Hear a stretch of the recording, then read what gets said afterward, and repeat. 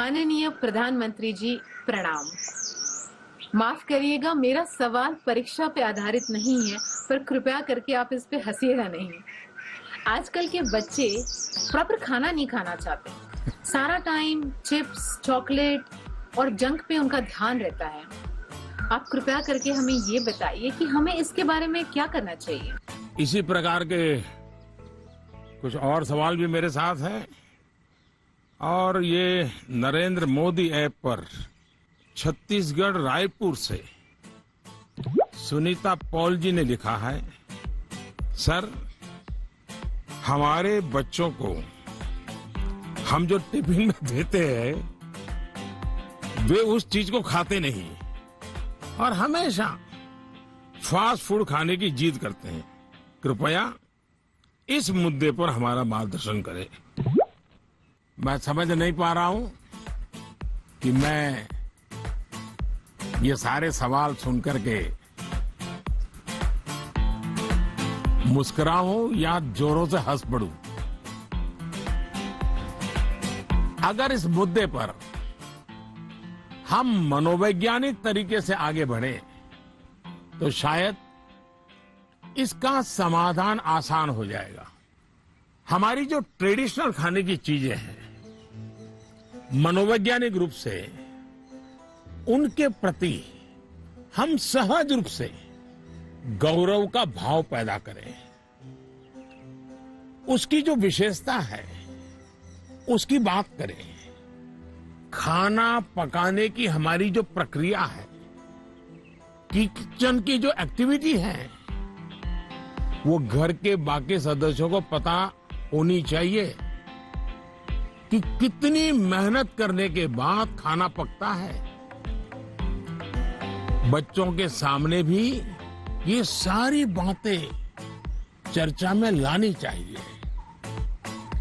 कैसे खाना पकता है, कितनी देर लगती है, कितने इंग्रेडिएंट्स होते हैं, उन्हें महसूस होगा कि आखिर कितनी मेहनत का काम होता है और तब जाकर के मेरी थाली भरती है।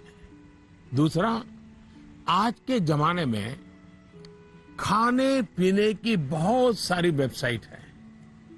हेल्दी फूड की भी कोई कमी नहीं है। क्या हम इनसे भी जानकारियां जुटाकर ऐसी चीजों को लेकर कोई गेम डेवलप कर सकते हैं जो हम हफ्ते में एक बार खेल सकें? जैसे गाजर है, कैरेट, उसके इंपॉर्टेंस पर हम बोलें, उसके क्या फायदे होते हैं, क्या लाभ होते हैं, क्या न्यूट्रिएंट्स होते हैं, ऐसा करके देखें।